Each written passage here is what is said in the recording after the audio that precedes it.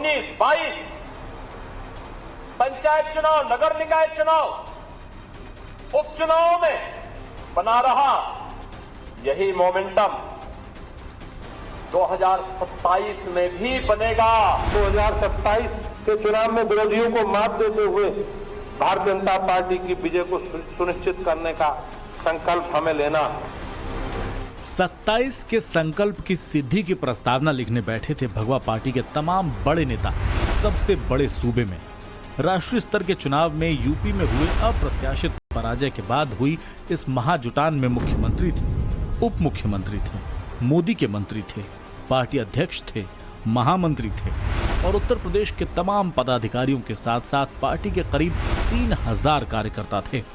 नाखून में लगी चुनावी स्याही के मिटने से पहले की इस सबसे बड़ी बैठक में 3 बरस बाद फिर से यूपी की सत्ता में सशक्त वापसी की प्रतिज्ञा दोहराई गई। योगी आदित्यनाथ ने 27 की वोट परीक्षा में विशेष नंबर से पास होने का विश्वास जताया। 10 की 10 उपचुनाव फिर से भारतीय जनता पार्टी अपने पक्ष में करने में सफल हो, लेकिन इसके लिए आज से जुड़ना पड़ेगा, लगना पड़ेगा। जीत का यह सिलसिला जो 14, 17, 19, 22 पंचायत चुनाव, नगर निकाय चुनाव, उपचुनाव में बना रहा यही मोमेंटम 2027 में भी बनेगा। यह हमारा संकल्प आज से होना चाहिए, आज से होना चाहिए। सिर्फ मुख्यमंत्री ही नहीं बल्कि जुटान में शामिल तमाम बड़े नेताओं ने एक साथ 24 में हार से सीख लेकर 2027 में हैट्रिक लगाकर नई लकीर खींचने का प्रण लिया। लेकिन सवाल है कि 24 की हार को 27 तक जीत में कैसे तब्दील करेगी बीजेपी। अगले 3 साल तक बीजेपी किस स्ट्रैटेजी पर काम करेगी, योगी के प्लान का अखिलेश कैसे काउंटर करने वाले हैं। राजनीतिक रणनीति की धुरी पर घूमते भविष्य के इन सवालों का जवाब जानने के लिए सबसे पहले जानिए कि बीजेपी प्रदेश कार्य समिति की बैठक में 3 प्रस्तावों के जरिए चर्चा हुई। मसलन पहला धन्यवाद प्रस्ताव था, दूसरा आर्थिक प्रस्ताव जिसमें विकास कार्यों की चर्चा हुई और तीसरा था सोशल मीडिया से जुड़ा प्रस्ताव। योगी आदित्यनाथ जब 24 में हार का जिक्र कर रहे थे तब उन्होंने 27 की फिक्र करते हुए कार्यकर्ताओं को सोशल मीडिया पर एक्टिव रहकर सेंसिटिव मुद्दों पर विशेष ध्यान देने के लिए कहा। सब लोग स्मार्टफोन पर अपने अपने ग्रुप के साथ काम भी करते हैं, एक दूसरे को मैसेज भी भेजते हैं, एक दूसरे की को शुभेच्छा भी देते हैं।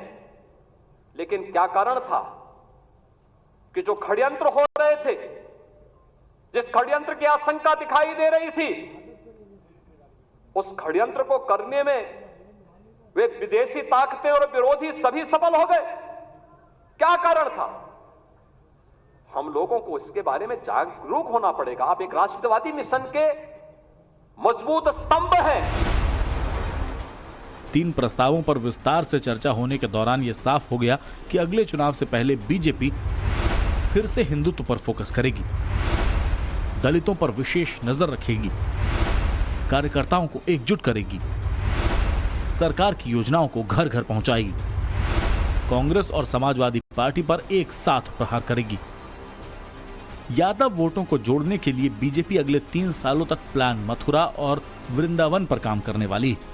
बताया जा रहा है कि बीजेपी कृष्ण जन्मभूमि को मुद्दा बनाएगी, तो वहीं दलित वोटों को अपनी ओर फिर से टर्न करने के लिए बुद्ध परिनिर्वाण स्थल कुशीनगर को बीजेपी ने एजेंडे में शामिल किया है। अपनों के बीच खड़े योगी जब बोल रहे थे तब कुछ यूं इसका जिक्र कर रहे थे। दलित चिंतकों और महापुरुषों और सामाजिक परिवर्तन के वाहक उन महापुरुषों को क्या समाजवादी पार्टी ने अपमानित नहीं किया था? वो लगातार अपमानित करते थे, ये तो संविधान की अवहेलना करते थे। इन्होंने तो धर्म के आधार पर अनुसूचित जाति, जनजाति और पिछड़ी जाति को मिलने वाले आरक्षण पर भी सेध लगाने का काम किया था। कौन नहीं जानता 2016 में जब समाजवादी पार्टी की सरकार थी, अनुसूचित जाति के नौजवानों की स्कॉलरशिप को समाजवादी पार्टी की सरकार ने रोकने का काम किया था। 14, 17, 19, 22 कार्य समिति की बैठक में बार बार कार्यकर्ताओं का जिक्र हो रहा था। कार्यकर्ताओं की फिक्र करते हुए उनकी एकजुटता की प्रतिबद्धता दोहराई जा रही है। इसकी एक वजह यह है कि बार बार तमाम नेता हार की वजहों की व्याख्या करते हुए कार्यकर्ताओं की अनदेखी की बात कर रहे थे। बैठक में शामिल होने पहुंचे नेताओं ने कुछ यूं ही बात की थी। आम जनता के लिए जो सरकार की योजनाएं चल रही है बहुत अच्छा है। इसको कहीं न कहीं सरकार जो अधिकारी बैठे हैं वो धरातल पर ले जाने में नाकाम है। गरीब कल्याण की योजनाएं हैं, अगर हम लोग इसकी बात करते हैं कि ये योजनाएं को सही लाभार्थी को नहीं मिल रहा है तो अधिकारी उस पर हम लोग को बेइज्जत करने का काम करते हैं। ये बातें हम लोग निचले स्तर से जो हमारा बूथ का है, पन्ना प्रमुख है और हमारा शक्ति की यहाँ से शुरू होती है, हम लोग तक आती है, हम लोग से शुरू होकर ऊपर तक बताई जाती है। 2027 में क्या लगता है ऐसी स्थिति रही तो? अगर यही स्थिति रही तो फिर यही रिजल्ट है जो आया है, इससे खराब ही हो सकता है। उम्मीद के विपरीत हार को लेकर जब यूपी बीजेपी में पड़ताल हुई तो उसमें कार्यकर्ताओं की अनदेखी और नाराजगी का जिक्र हुआ। तमाम समिति की रिपोर्ट में भी कमोबेश वही बातें कही गईं, जो प्रयागराज के मंडल प्रभारी ने कहा। इससे पहले बीजेपी के कई विधायकों ने भी अधिकारियों पर सवाल उठाया था।